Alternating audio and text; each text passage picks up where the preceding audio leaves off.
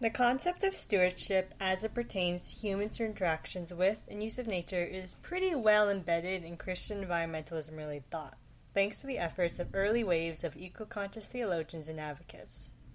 While stewardship has been instrumental in expanding Christians' circle of concern to encompass non-human creation, Santmire calls for a newer, richer, and more complex theology to direct human-nature coexistence in the 21st century. The alternative that Santmire proposes is based on the idea of relationship. Rather than simply stewarding nature, he believes that the God-ordained intention is for humans to work and exist in partnership with nature.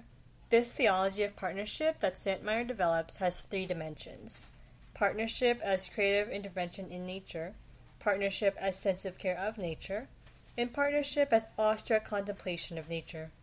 Within the biblical macro-narrative of God's grace, glory, and self-giving love, and the ultimate redemption through Christ, three micro-narratives serve to identify the witness of Scripture for directing humans' intended partnership with nature. On partnership as creative intervention in nature, the priestly micro-narrative of Genesis 1 is exemplar.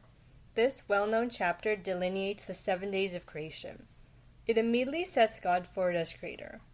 Moreover, Genesis 1 shows the God of the Bible to be a personal, self-giving God. In this opening chapter, God launches a history with the whole world, not just humans. He blesses the fish and the birds, and he invites all the earth, land, and sky, and the creatures contained in them, to participate in creation with the repeated line, "Bring forth." Creation is thus understood as a relational project. God graciously presents himself to all creatures. He grants each creature their own integrity and spontaneity, and recognizes the good of all that emerges in this first week. The relational nature of creation is significant considering how hierarchical society was in the era during which the priestly narrative was written. The subversion of hierarchy provides a hint at what the human dominion at the end of Genesis 1 means within Santmire's theology of partnership. This is further explored in the next point. On partnership as sensitive care for nature, the awestruck micro-narrative of Genesis 2, a sort of close-up on day 6 of Genesis 1, is instructive. While Genesis 1 informs appropriate use of nature, Genesis 2 is concerned with respect for and response to nature. The responsibility of humankind to sensitively care for nature is established in Genesis 2 with the initial molding of Adam. Adam is made not only from land, but from arable land specifically. The land is a part of him. After creating Adam, God tasks him with tilling and keeping the land. Or, to use a more accurate translation based on the Hebrew, serving and protecting the land. Adam was meant to tend to the needs of the land and protect it from abuse. In the same passage in which humans' duties to land are expressed, the relationship between humans and other creatures is hinted at. In the common material, arable land of the two, and in Adam's naming of the other creatures, we have a sense of an intended camaraderie between humans and animals. All of this is corrupted upon the introduction of power and control with the fall in Genesis 3. Still, the awestruck vision of service and protection endures and may be reignited, to the extent possible in a fallen world, in anticipation of universal redemption.